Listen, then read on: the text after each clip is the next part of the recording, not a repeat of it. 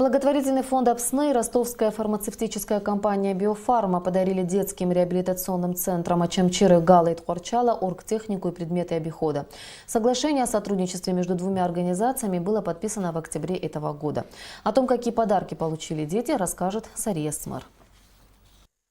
Компьютер и телевизор, проектор, музыкальный центр, хозяйственные принадлежности, одеяло. Одним словом, все, что необходимо в повседневной жизни. Получили сегодня несколько реабилитационных центров Абхазии. Акции в городах Гала, Чамчира, Тхорчал были организованы благотворительным фондом «Апсны» совместно с ростовской фармацевтической компанией «Биофарма». Это первая совместная акция. Ранее помощь этим центрам сотрудники благотворительного фонда «Апсны» оказывали самостоятельно. Нашим добром, теплом и заботой мы хотим, чтобы эти дети были более счастливые, чтобы у них, на наш взгляд, по их спискам все исполнять, чтобы дети приходили в центры, развивались.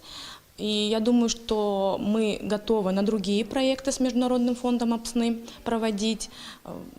Всегда рады помочь нашим деткам, они как ваши, так и наши. Поэтому это очень благое дело – делать деткам добро.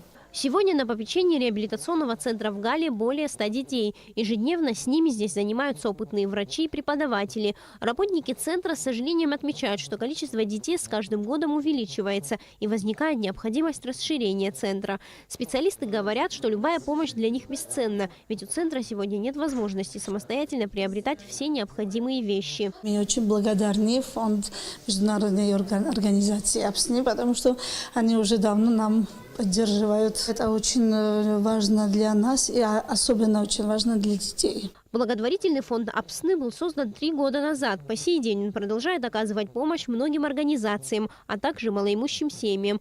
К примеру, все оборудование, которое имеется в этом центре, приобретено за счет средств фонда. Компания «Биофарма» не так давно начала проводить благотворительную миссию на территории Абхазии, но уже зарекомендовала себя как надежный партнер и помощник во многих делах. Благотворительные акции были проведены еще в нескольких центрах Ачамчиры и Тхорчала, и им также были переданы вещи первой необходимости.